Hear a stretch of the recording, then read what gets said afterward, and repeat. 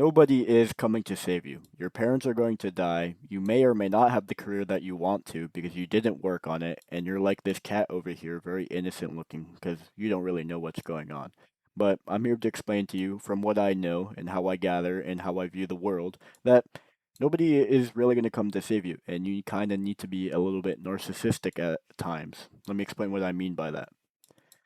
You're not handed life on a silver platter unless you're like this guy over here who basically has a lot of money and his parents just give him everything. Um, you're not really going to live a life of luxury or, I guess, like extreme fame with lots of money, love, and everything that you ever wanted is going to come into fruition. That's just not how life works. You may get to a point where you want to be and everything's all right, but is it really what you aspire to be at the greatest point? What do I mean by that? People often wait at a point in their life for something to happen, whether they're struggling and they wait for some magical opportunity. That just doesn't really happen. And the chance that it does happen is because you did something indirectly. You made an action. So whether you're struggling or not, it does not mean that you're going to get noticed and something is going to happen. You need to take some sort of action. That might seem obvious to some people, but for others, a lot of the times you are just waiting. Like, let's take this for a big example. In college is a good example because you are just sitting there doing your classes, doing the internships, you know, doing research, studying, doing everything that you need to be doing.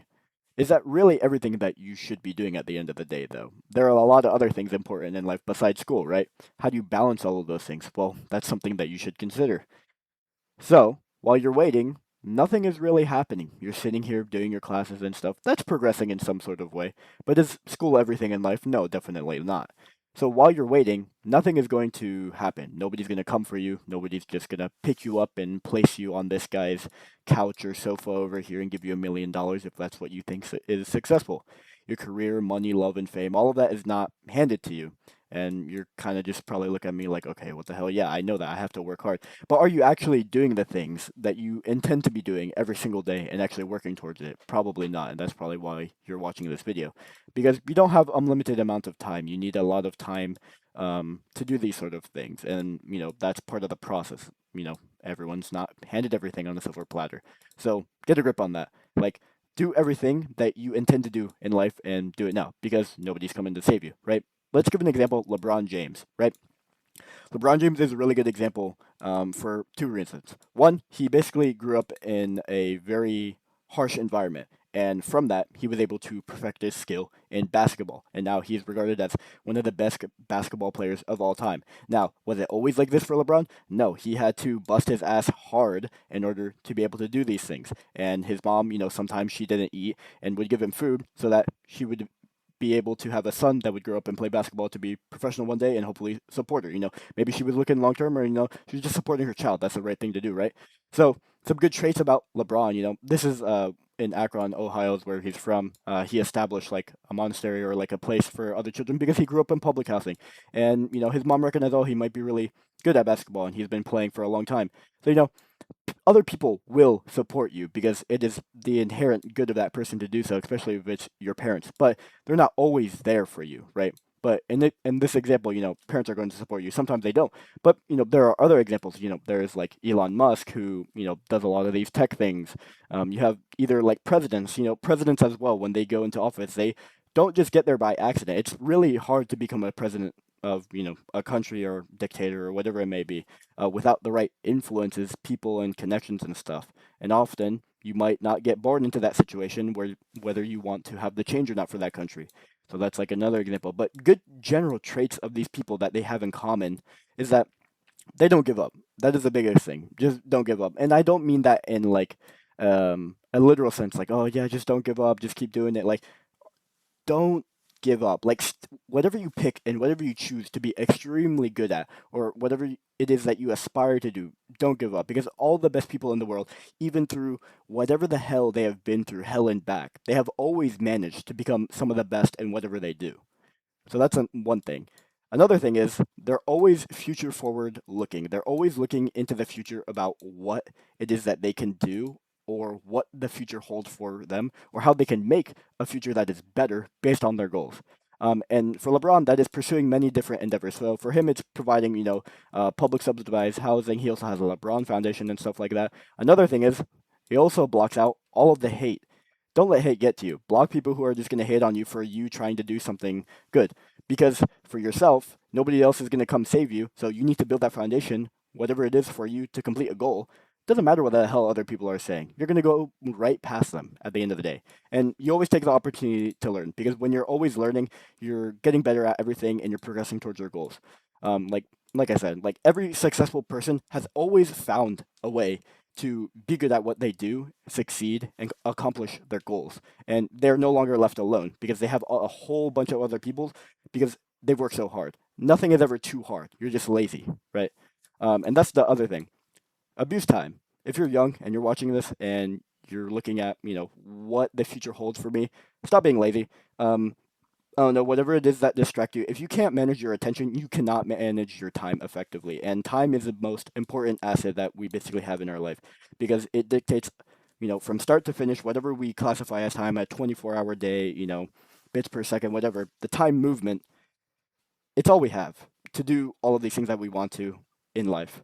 And that's just really important, just to know. Set goals early and follow through with them. Setting goals early is pretty important. I used to always blow off goals.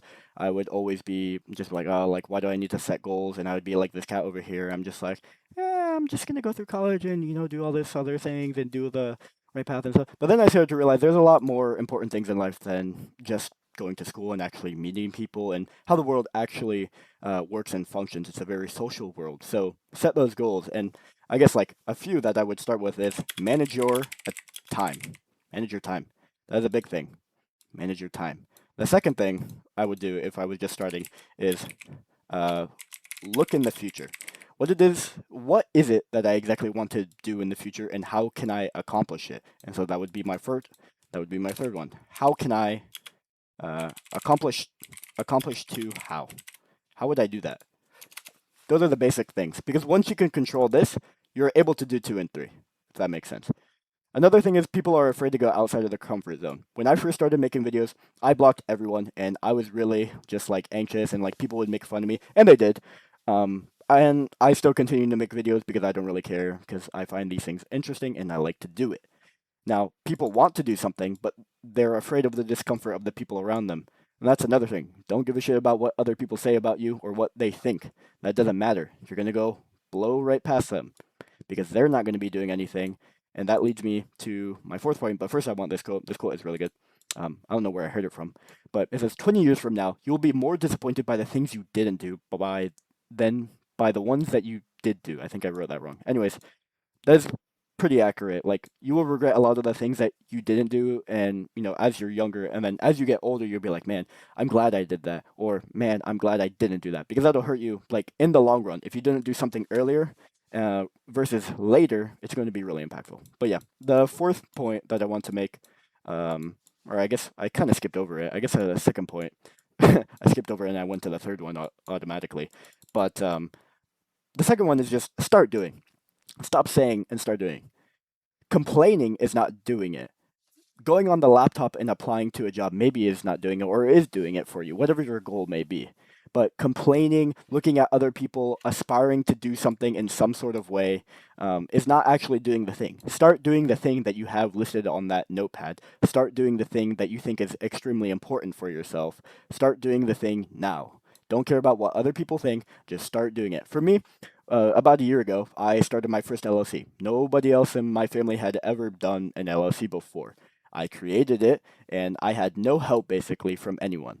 That was just me alone trying to work again, with some other people that I just met that are supposed to be experts in the thing, and I made that connection, and I did it myself.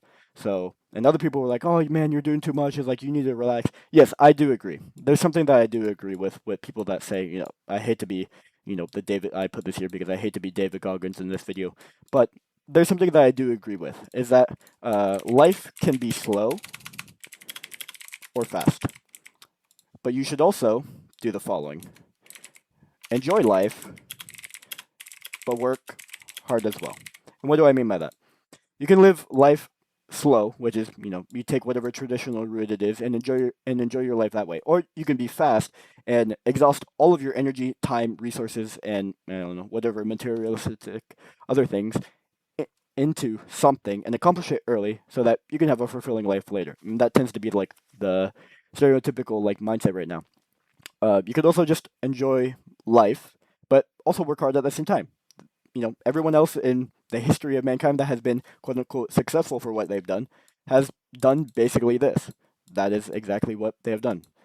Like those examples, like LeBron James, basically, like he enjoys life, and he also is successful in some sort of way, right? So those are just good examples that I'm going to give here. And I also want to make a controversial point, maybe here, is that comparing yourself can be also inspirational, yet it can also be your demise. And what do I mean by that? You have two options when you're comparing yourself to other people. You can be like, one, I want to be in that position. How could I be in that position? What do I need to do? And start taking action. The second way you can think about it is, oh, I'm so shit at my life. I hate myself. I'm never going to be in that position, and put yourself in the dumps. So, one is action and one is not taking action. So, you can probably guess what you should probably do is you should probably take action, and you should look up to people who are in a position that you want to be in and try to get in that sort of way or put yourself in a position that you can aspire to be like that person. Those are called role models and we have a lot of them in society who are successful. So just follow in the footsteps of people who are already successful, and that's one way that you can go about it. But yeah, a good example is these, and granted, these guys are already smart, and um, the debate on whether you're born smart or you work hard and stuff like that, whatever it may be, these guys are smart, and they have Cursor, which is a coding IDE that uses AI, and they are some of the richest people in the tech industry, I guess, area right now. And as you can see, one of them, all of them are pretty young. So yeah, pretty cool. That's just one example. But what matters? Like, what should you take away from this? Well, people and the goals help make you take action. Well, no, that's not right. Like, that's not right at all. Aha, I got you there. Well, what actually makes you take action is yourself. You're the only person that can take action in your life. No one else is going to come out behind you, and no one else is going to come support you. The way that you get those people to come out and support you is, you find them and you make goals and, you connect with them. And so it's like this big little, little spiral sort of thing that everyone, comes together as a little happy family. And that's basically what you need to do. When you take action, all of these other good things come with it. If you don't, you're kind of screwed. So try not to have regrets about starting later. This is like a big thing with investing. Is investing, like a lot of people really regret investing later, because like the compounding and like the snowballing effect that it has is significantly greater when you're younger and you invest earlier. So what I would recommend, make a to-do list of what you aspire to do in the future. Be forward-looking and cherish what you have now. This goes back to like that one thing I was talking about when I was saying like life can be slow or fast, but you should enjoy life as well. Like your parents aren't going to be along for your entire life. They're not going to always be able to support you. So like nobody else is going to save you, whoever it may be that's in your life. So cherish the people that are around you now. And yeah, this was like a little bit of a little David Goggins sort of video, but I mean, I don't watch David Goggins or anything. I just like when I was discussing this topic and I heard about this quote, I was like, oh, he said that sort of thing. But I hope this means something to you. It gets recommended to the right people, and thank you for watching.